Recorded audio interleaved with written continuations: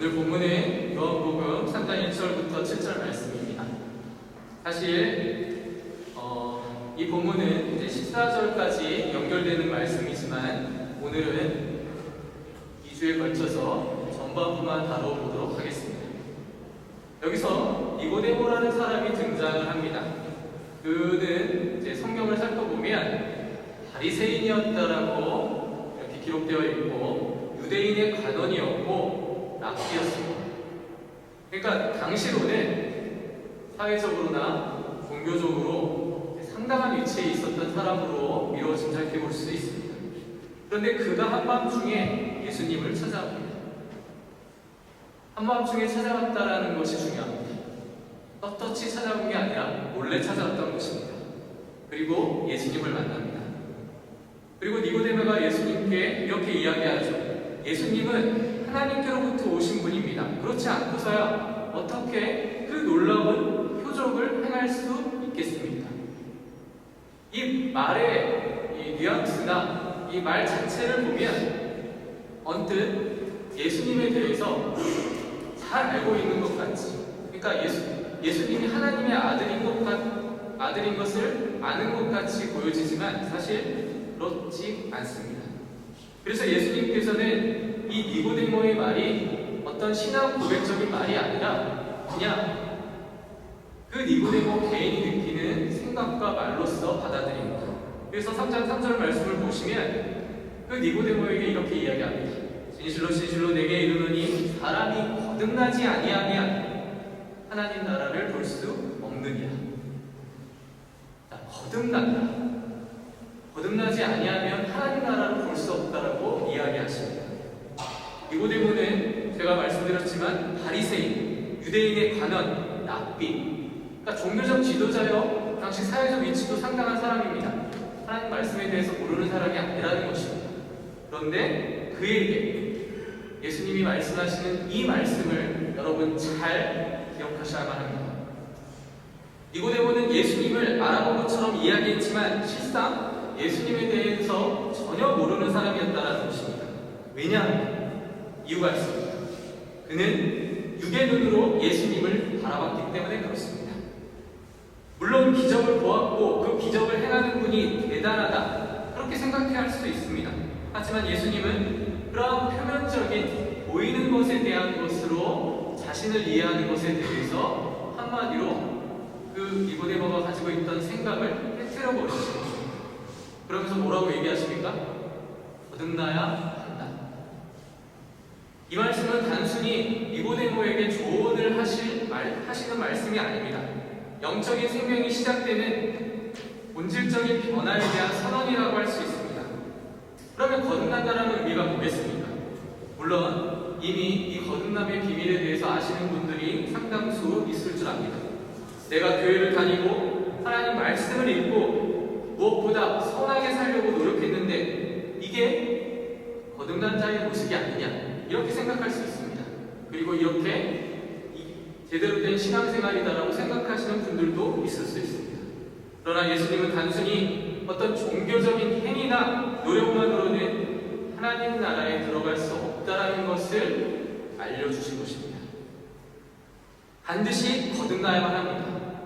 그렇다면 거듭남의 의미에 대해서 잘 이해할 필요가 있습니다. 이 거듭남이 왜 우리에게 필요한 것인가? 그리고 이것으로 인해서 우리가 어떤 변화를 가질 수 있는가? 오늘 이 말씀을 통해서 여러분 진정한 거듭남의 의미에 대해서 분명히 듣고 깨닫고 돌아가시는 여러분이 되시기를 바랍니다. 이 거듭남은 표현을 쓰자면 중생이라는 표현으로 쓸 수 있습니다. 그리고 이 중생의 의미에는 완전히 새롭게 태어난다라는 의미가 담겨져 있습니다. 중생이란 말은, 이 거듭난다라는 말은 인간의 노력이나 인간의 공로로 이루어지는 것이 아니라 전적으로 하나님의 은혜로 주어지는 선물입니다. 예수님께서는 니고데모에게 사람이 거듭나지 아니하면 하나님 나라를 볼 수 없다라고 말씀하셨죠. 여기서 거듭난다라는 말은 원어 성경을 살펴보면, 헬라어 성경을 살펴보면 아노덴이라는 말인데 이게 위로부터 태어나다. 이게 다시 풀자면 하나님께로부터 새로운 생명을 받는다라는 의미입니다. 육신적으로는 여러분 부모님을 통해서 부모를 통해 태어나지만 영적으로는 새롭게 태어나는 경험, 이 중생이 필요한 것입니다. 왜냐하면 인간은요 영적으로 죽어있기 때문에 그렇습니다. 원래는 죽었던 자들이라는 소리입니다. 에베소서 2장 1절에 이렇게 선언합니다. 너희의 허물과 죄로 죽었던 너희를 살리셨도다.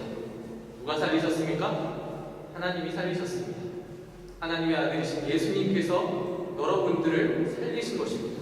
그러니까 우리는 죽었던 자들입니다. 단 한 사람도 죽지 않고 이 자리에 계신 분들 없습니다.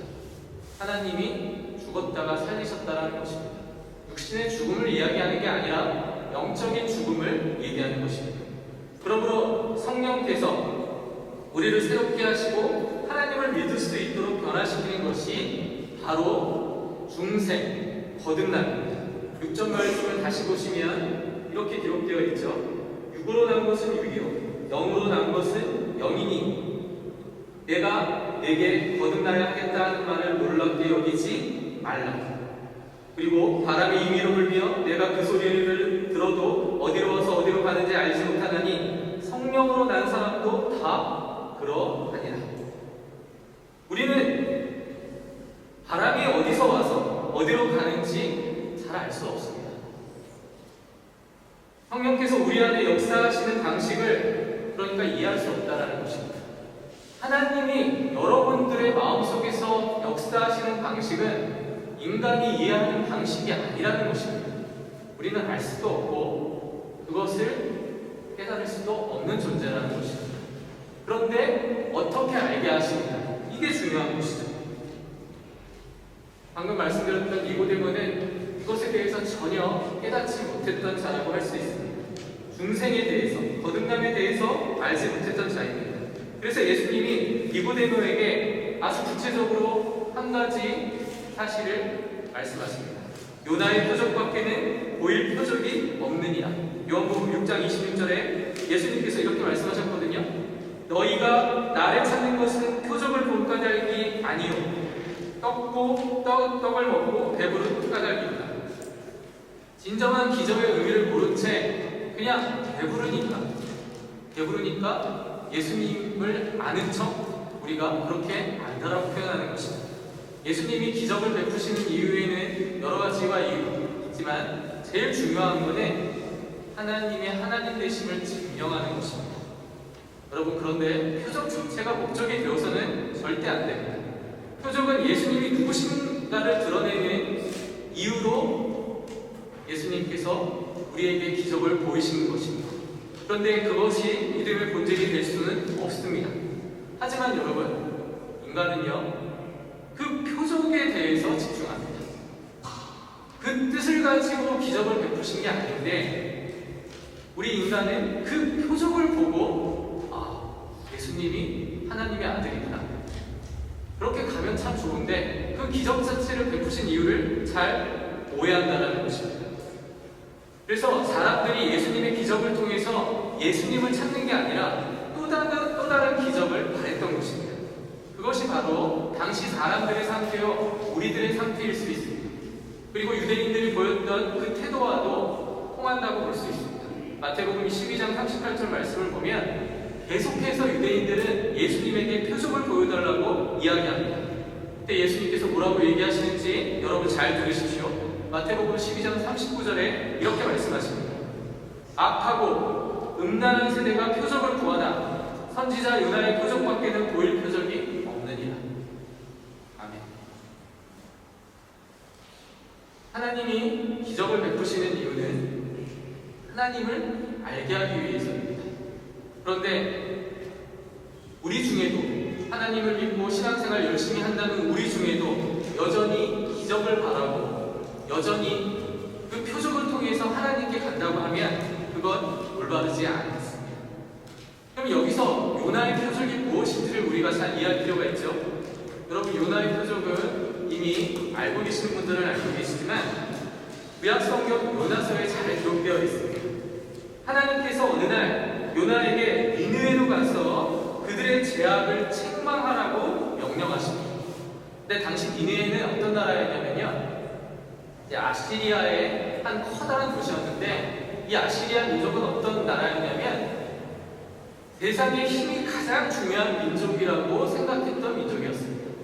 그러니까 전국 전쟁을 계속 벌려가지고 약한 나라를 쳐들어가서 그들을 억압하고 그들을 이제 착취하는 것을 자신의 자랑으로 여기던 민족이었다는 것입니다. 근데 어느 날 하나님이 요나에게 니느웨 도시로 가서 그들에게 그들의 모습, 그들의 행한 것을 책망하라고 말씀하셨습니다. 근데 여기에 이유가 있습니다. 선지자를 통해서 책망하라는 얘기는 그들을 돌이키게 하기 위함입니다. 그러니까 요나가 이해를 하지 못했습니다. 아니, 하나님의 선민이라고 하는 이스라엘 백성들은 놔두고 왜 힘으로 세상을 좌우하려고 하는 그 민족에게 가서 마치 하나님께로 돌아올 수 있는 은혜를 허락하시느냐? 선지자가 당연히 궁금해할 수 있는 내용이었습니다. 왜 이방인들을 구원하냐? 이 말씀이었습니다. 그런데 하나님께서는 요나에게 그걸 명하셨거든요.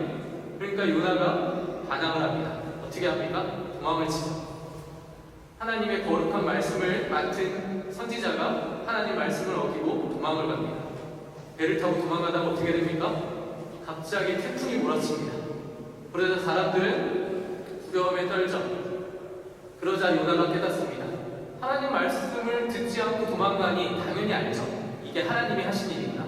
그래서 배에서 내려옵니다. 그냥 내려오는 게 아니라 물고기 뱃속에 삼키게 되는 그런 기적을 이제 보이게 됩니다. 그런데 3일 동안 물고기 뱃속에 있다가 다시 나오거든요. 이게 요나의 표적입니다. 이 요나의 표적은 궁극적으로 예수 그리스도의 탄생, 예수님께서 죽으셨다 살아나시는 부활을 상징하는 표적으로 우리에게 알려지지만 사실 요나의 모습이 우리의 모습입니다. 왜냐하면 내가 납득하고 이해해야만 하나님의 놀라우신 사랑과 이를 이해한다고 생각하는 것이 우리의 모습이라는 것입니다. 그런데 예수님은 요나의 표적밖에는 보일 표적이 없다라고 분명히 말씀하십니다. 이게 예수님의 죽음과 부활을 예표하는 사건이라고 말씀드렸죠. 그러니까 예수님을 나타내는, 하나님의 하나님 되심을 나타내는 표적밖에는 보일 게 없다라는 것입니다. 여러분, 기적은 그냥 하나님이 심심할 때 베푸시는 게 아니라 지금 이 순간 여러분 재밌지도 않은 이 말씀을 여러분이 듣고 계시는 이 순간이 기적과 같은 시간임을 여러분 아셔야만 합니다. 그냥 우리에게 허락된 시간이 아닙니다. 하나님께서 은혜로 주신 시간임을 믿으시기 바랍니다. 이게 바로 강력한 표적이라는 것입니다. 요나는 하나님의 말씀을 또한 그래서 선포합니다. 그런데 놀라운 일이 발생합니다. 니느웨 사람들이 요나의 이 말씀의 선포를 듣고 회개를 하는 것입니다. 당시 니느웨는 거대한 악의 도시였습니다. 하나님을 알지 못하고 폭력과 타락으로 가득 찬 도시였습니다. 그런데 요나의 말을 듣고 그 악으로 가득 찬 도시가 회개를 합니다. 요나의 말을 듣고 철저히 회개를 합니다. 여기에 하나님의 뜻이 있습니다. 유대인들은 하나님이 직접 오셔서 말씀을 선포하시고 기적까지 베푸셨는데도 회개하지 않습니다. 이게 얼마나 아이러니한 상황입니까? 그런데 요나의 설교를 듣고 악으로 가득 찬 그 도시는 변화됩니다. 말씀의 근원이신 예수님께서 직접 전하는 말씀을 더욱 감격스럽게 받아들여야 되는 유대인들은 예수님이 누구인지를 몰랐다라는 것입니다. 오히려 예수님을 어떻게 합니까? 십자가에 못 박혀 죽이기까지 하는 민족이 유대인입니다. 그 유대인이 우리와 다르다라고 생각하십니까? 그렇지 않습니다. 우리는 예수님을 다시 못 박아 십자가에 못 박아 또 다른 자신의 의를 드러내려고 하는 그런 죄 많은 사람임을 잊어서는 안 됩니다. 그렇다면 우리는 이렇게 생각할 수 있습니다. 유대인의 불신앙은 더욱 큰 죄가 아닐까? 하나님 앞에서 더 큰 심판을 받아야 하지 않을까? 이렇게 생각할 수 있습니다. 그런데 예수님은 이렇게 얘기하지 않으십니다. 오히려 유대인들을 위해서 이렇게 말씀하십니다. 내가 그런 너희들을 위해서 왔다. 예수님은 유대인들의 완악함을 책망하기 위해서 오신 것이 아니라 그들의 죄를 속죄하시기 위해서 오셨다라고 말씀하십니다. 그러면 여기서 우리는 중요한 질문을 한 가지 해야만 합니다. 회개는 인간의 노력으로 할 수 있는가? 요나의 설교가 여러분 특별해서 니느웨 사람들이 변화되었다라고 생각하십니까? 아닙니다. 회개도 철저히 전적으로 하나님의 은혜로 가능한 것입니다. 예수님이 직접 오셔서 말씀을 전하시는데도 유대인들은 깨닫지 못했거든요. 그들에게는 하나님을 인식하는 하나님에 대한 믿음이 없었기 때문에 그런 것입니다. 여기서 한 가지 우리는 중요한 사실을 알 수 있습니다. 거듭났다라는 것은 성령의 역사이기도 하고 성령으로 철저하게 성령의 역사로 말미암아 거듭나지 아니하면 그걸 깨닫지 못한다라는 것입니다. 육으로 난 것은 육이요 영으로 난 것은 영입니다. 예수님의 표적을 보고 따랐다면 여러분 우리는 당연히 무릎 꿇어야 합니다. 우리가 예배드리러 오는 것은 여러분 뭐라고 생각하십니까? 여러분의 만족을 위해서 온다고 생각하십니까? 아닙니다. 철저하게 하나님 앞에 무릎 꿇기 위해서 오는 것입니다. 그게 예배를 드리는 사람, 성도들의 마음 자세인 것입니다. 신앙의 자세. 그런데도 그들은 예수님을 못 박아 예수님을 그렇게 죽인 자들입니다. 근데 그것이 우리의 모습이었다는 것입니다. 우리가 하나님의 말씀을 듣지 아니하고 세상에 나아가서 여전히 세상의 논리에 따라 세상을 지향하며 살아간다면 우리는 매 순간 하나님의 아들이신 예수 그리스도를 십자가에 못 박는 죄인이라는 사실입니다. 너희가 나를 찾는 것은 표적을 본 까닭이 아니요 떡을 먹고 배부른 까닭이다. 유대인들은 예수님의 그 기적을 보고 예수님을 따랐지만 정작 예수님을 따르기 위해 본질적인 변화를 가진 것이 아니라는 것입니다. 그냥 기적을 원했고 기적이 주는 이익만을 원했습니다.